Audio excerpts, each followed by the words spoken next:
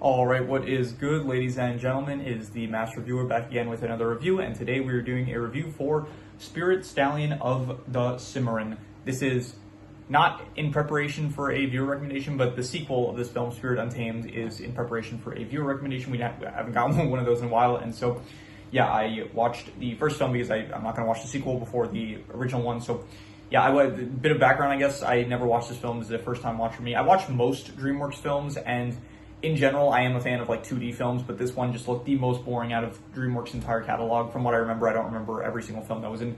If I go back, I would see if there's maybe something that looked a bit more boring than this. But yeah, going into this one just did not really fit, like, I don't know, it looked pretty, yeah, just not the most interesting in my opinion. It was just like a story about a horse, and so I went into it with pretty low expectations, but I think it helped because I think like going in, it was better than I was expecting it to be, so I think that did help definitely. And yeah, let us just get into it, starting off with the plot. So the plot kind of like, it's kind of like a W-shaped plot where you start out with like the main character. I think his name is Spirit. Like I think just one of the other characters, Little Creek, that we're introduced to a bit later on. By the end of the film, he calls him Spirit, so I guess that just becomes his name for the film. So yeah, he's voiced by Matt Damon, but in the actual, like, Matt Damon kind of narrates him, but like, Spirit himself is narrating the film, and he's voiced by Matt Damon, but he doesn't actually talk in the film. So it's like a W-shaped plot where at the very start you have Spirit. He's like with his herd and stuff. He's like the leader of the herd. We kind of see him like in his childhood, but then afterwards we do see he's like the leader of his kind of horse. I don't know what it's called if a bunch of horses are together. Let me see here. I'll check real quick, just a second. All right, so I think it's called a herd. So yeah, Spirit, he's the leader of his herd, and then he sees in the distance some fire, and so he goes to investigate what's going on, and he does end up finding some horses that have been, like, just horses that are being used by, I guess, actual people, and so he wants to free the horses because he doesn't think that, like, horses should be subjected to being, yeah, controlled by people, I guess, so he wants to free the horses that are in these horses specifically. I don't know if they're being abused or anything, but later on, we do end up seeing horses that are not treated the best, but these horses are like basic horses that you would see in westerns, just, I guess, cowboys riding them and stuff. So yeah, anyway, he ends up freeing them. I don't remember if he frees all of them, but I think he frees at least one of them. And then those guys, they end up tracking him down back to Spirit. He ends up going back to his herd, but then those riders end up coming back to capture him, and so Spirit ends up getting captured. And then this is like, so we started off high, and then we're going down on a low now, where it's like Spirit, he's like in a low as in like the trajectory, not as in like when the film gets worse, but as in the situation that Spirit is in. So now he is captured by these. He's been captured by this, like, I think, colonial army, something like that. So they're the main antagonist of the film, the Colonel. He is this guy that wants to break Spirit. Basically, he wants to domesticate him, I guess. So he's like really putting him through a lot of abuse, tying him to a post, not letting him eat for like 3 days, and also just like really abusing him. Not just him, like there's also the guy that I think is supposed to get Spirit ready, like clean his horseshoes and stuff, and Spirit is just not giving up, basically not breaking. Spirit is not breaking. That's basically what's going on. So anyway, there's this other guy, Little Creek, who is he's like a Native American tribe member. He ends up getting captured by, I think he's called a Lakota, I think his tribe is called. So he ends up getting captured by the colonial, I don't know what they are, like soldiermen, the colonel and his men, I guess. He ends up getting captured by them, and so then, yeah, that leads to a sequence where basically Little Creek ends up escaping, and Spirit ends up escaping along with him, and so, yeah, from there, they both escape together, and this leads into the high of the W. So we start off like, Spirit's like free, then he gets captured, now he's free again, and so we're at the middle of the plot where Spirit is now, he still gets captured, like he wants to kind of go back to his herd, but then Little Creek does, and the other tribe members, they do end up taking him to kind of try to domesticate him, I guess, themselves, which feels like the wrong kind of, like, okay, he was just captured and you're capturing him again, like, even if they are treating him better, I don't know, it feels a bit wrong, I guess. But anyway, they end up taking him to their tribe area, and he's treated like a lot better. He's definitely not being abused or anything anymore. So they're feeding him. He ends up meeting Rain, this other horse. That Little Creek's horse is Rain, and so Spirit ends up kind of like falling in love with Rain, and so yeah, that ends up happening. And skip ahead, Spirit is now very happy, but he's like kind of conflicted because he wants to be with Rain, and he does love like the tribe members and stuff. the place that he's in now, but he also wants to go back to his original herd. And then this leads into the second low point for Spirit, where he does end up, the tribe ends up getting attacked by the soldiers, and so yeah, he ends up, I think Rain ends up like getting shot, but she manages to survive it. The tribe area of the Native Americans, it ends up getting destroyed and stuff, and so Spirit, I think Little Creek and Rain, they end up falling into a river. Spirit ends up going to try to save Rain, and he tries to do so, but she's shot, so he's like with her the entire night at the bottom of like this waterfall, and at that point he gets captured by the soldiers. They end up bringing him to this area where they're using horses in order to move, I think, a train or something like that. So yeah, they're using horses to move a train. Spirit, he ends up like, I guess he's pretty smart, so he ends up like faking death. He plays dead, and then he ends up getting.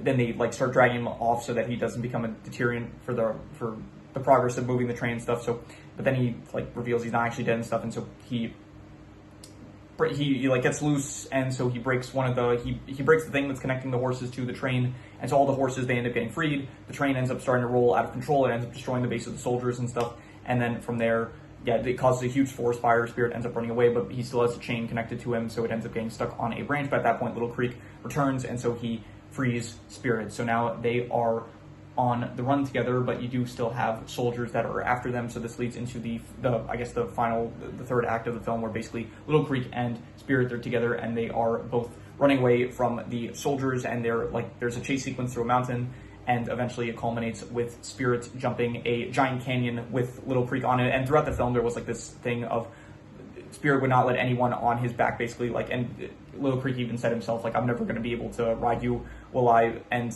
I don't think anyone ever will. And so basically like showing how free Spirit is, that he's not going to let anyone ride on top of him. So, but then by the end of the film, he does let Little Creek ride on top of him, so that way they can both escape. And then he does jump the canyon. They do manage to get across, and then I think it is like a nice moment where the Colonel, being the antagonist up until this point, he does like, there's this other soldier that's about to shoot them, but then the Colonel kind of like tells him not to. So I think that, and I guess at that point the Colonel has gained an amount of respect for Spirit. So yeah, I think that is a nice little detail at the end.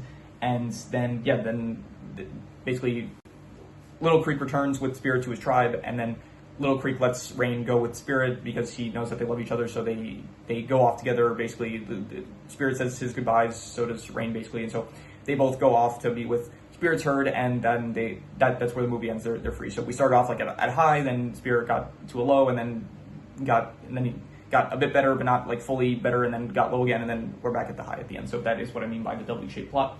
And overall, the plot, I would have to give it like probably I'm gonna go like a 2 out of 5. I'm gonna say I didn't really like it too much. I think that the plot itself was not the most interesting, but I do think that there are other aspects that do make this film better. But it is, maybe 2 out of 5 is a bit harsh. I didn't like, I don't know, it was pretty just in concept, like just kind of following a horse go on this like adventure. I get, not really an adventure, but he's just like getting captured and then getting captured by another person and then another person. It's like the plot itself was not really my favorite, so I'm just gonna I'm gonna be harsher, because in general I usually just give like 3 to 5 for the plot. Like usually most plots are all right, or like I like it usually, so they're usually positive. And so if there is a plot that I don't like as much, I do think that I should probably be a bit harsher with the scores I give for the plots. So just to give a bit more variety, I would say. So it's like not a harsh 2 out of 5, but like, you know, yeah, definitely it wasn't really one of my favorite plots, I would say. Even like here, I ended up giving, what was it, Konosuba, An Explosion on This Wonderful World. I gave that a 2 out of 5, but even so, I would still rate the show positively. So I think even if for specifically the plot, if the plot goes into the negative territory, that doesn't imply that like I didn't enjoy watching the show. It's just that the actual, I guess, the core of what the show is like about is not the most interesting compared to some other aspects of the show. So, and that applies to this as well, where I do think at its core, it's like what it's kind of about is not the most interesting, but I think that the way it plays out, I guess the execution, it's like it brings the film up into I would give this film like a positive score. You're gonna see at the end, I guess. So yeah, anyway, the characters, there's not, honestly, I said in the most recent film I reviewed was Fantastic Four 2005, and that film did not have a lot of characters. That was just basically the 4 main characters of the Fantastic Four, as well as Victor Von Doom, and like a few others, maybe Debbie, Alicia. This film has even less. This film has like Spirit, Rain, Little Creek, the Colonel, and that's it. There's like some other horses that don't really have names. There's, I guess, Spirit's mom, there's some other soldiers and stuff that show up here and there, but some other tribe members that are in Little Creek's tribe, but yeah, there's like almost there's like it's a small cast of characters, and it's not even a long film as well. So, but anyway, Spirit was fine. I thought that he was, yeah, I don't really have any strong thoughts on any of the characters. I like Little Creek. He was probably my favorite character. The Colonel, I think, did a good job as the antagonist, so I definitely think Little Creek and the Colonel were good. I think honestly, I'm just not a horse person, so I think that this movie, I don't gravitate towards this movie as much because I'm no Thomas Shelby, okay, I don't really have a strong appreciation for horses, so I think that if someone that probably does like horses maybe would enjoy this film more, but for me, horses, they're just not the most interesting animals, so yeah, I would say the characters, though, they're like, I'll go like a 5.5, I'll say that they're decent, they're definitely not bad, but none of them are great, I would say, so in terms of the settings, I would give probably I was going to give a 5 out of 10, but I do actually like the final area where they are running through the mountains and stuff and like the final canyon area. So that kind of bumps it up a bit more than just a 5 out of 10. So I would give it probably, I'll go like a 5.5 for the settings. I'll say that they're decent. And yeah, I did really like the final like the final third act area where Spirit and Little Creek, they end up jumping the canyon. I thought that was a nice setting at the end. Other than that, there are just some forest areas. There's like the area where Spirit initially gets captured. So another kind of area where they're dragging the train thing, the horses as well as the soldiermen, and yeah, just some nature areas. It's fine, nothing too interesting, nothing that is new, kind of all stuff that we've seen before. But yeah, I'll go like a 5.5. I'll say that the settings were decent. In terms of the art style, this is 2002. This is DreamWorks, and it is one of their 2D movies. And in general, like I think I don't remember which DreamWorks. I have to like go back and see which DreamWorks movies I've already seen. I have reviewed stuff like, let's see here, I did review Over the Hedge. I reviewed the Aardman DreamWorks films, which is like I think Flushed Away, the Wallace and Gromit, and I think there was another one, but I can't remember at the moment. Let me see here. Actually, I'm gonna check real quick because it's gonna eat at me if I don't remember. Right. So there was Chicken Run, Wallace and Gromit, The Curse of the Were-Rabbit, Flushed Away. So all those were the DreamWorks movie, as well as Over the Hedge. Those are so far the only DreamWorks movies that I ended up reviewing. This is the first 2D one, and in general, I think the only 2D DreamWorks movie that I saw was the Road to El Dorado, and it was actually I actually ended up seeing it a bit before starting this channel, so that was one of the last movies I ended up watching before I ended up starting this whole channel, and I did like that movie, and I did like the 2D art style of that film. This film, it looks fine, it definitely doesn't look bad by any means, and for 2002, I guess I'll give it some credit. It does. Actually, no, I'm not going to say I'm going to give it credit, because I do remember that like Disney was doing like pretty good 2D animation like the 1900s, like the 90s, the 80s, the 70s even, so I think the 70s, when was the Disney's Renaissance? I think the Disney's Renaissance, I think it was like around the 80s or something like that, so yeah, I would give the art style probably like a 5 to a 5.5 maybe, and I'm going to be kind of harsh with it. I'm just going to give it a 5. It's like, it's not good, but it's not bad. It's very basic 2D art style that, I don't know, just when it comes to like these art styles, especially when it's like 2D and it's from a studio, it kind of more matters. I think it more so ties into the settings, where it's like something like the Road to El Dorado. I like the setting, the art style more so in that film, because it kind of ties into, it fits better for the setting, I would say. And then for this film, the art style is kind of boring with this specific setting, I guess. So yeah, I'm just going to go a 5 for the art style. It's not good, but it's not really bad either. So in terms of the worst thing, I'll say the worst thing is, yeah, I'm not really sure. I don't really have a worst thing in mind, so I'll just reduce the worst score, which I guess was the plot, which I gave it 2 out of 5, so I'll just go another 2 out of 5 for the plot. In terms of the best thing, I will say that the best thing was probably, I'm not sure, I do like the low points of this movie, where it's like you do have Spirit, he ends up getting captured by the Colonel, as well as when he is captured, sorry, I don't really like it. I like the first low point where Spirit is captured by the Colonel. The second one, it's not as interesting, but I did like when Spirit initially gets captured. And then besides that, I do like the final sequence where Little Creek and Spirit, they are running through the canyon together. So I will say that those were I think probably just the points where it's like Spirit and Little Creek, they are together. I think those were probably my favorite parts of the film. And so I would say that those parts were, I'll go like a 5.5. I'm not really going to rate it too highly, but yeah, I'll give it like a 5.5. I'll say that those parts were decent, I would say, but really not even anything really better than that. So yeah, that is all of, I already mentioned the only extra note I wrote was about the W-shaped plot. And yeah, that is all these scores. So I'm going to do the calculations. So King Crimson.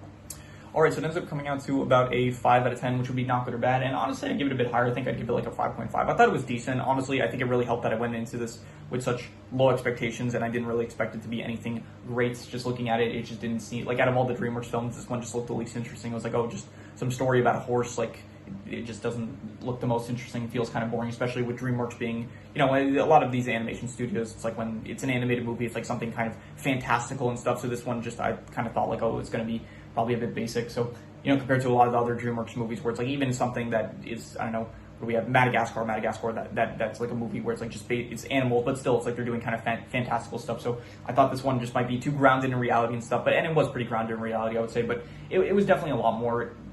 I guess it was a lot better. I thought it would end up being negative territory, but I would say that the film was decent, and you know, I think the runtime helped with that as well. It's not too long of a film, but overall, yeah, I would say that this was a 5.5, decent. I would give it, and yeah, that is pretty much all there is to it. So if you have any recommendations, any shows, movies, video game stories, anime, manga, web series, anything that you want me to review, leave it in the comments and I will maybe possibly check it out. With that said, that is pretty much all there is to it. So let's leave it at that.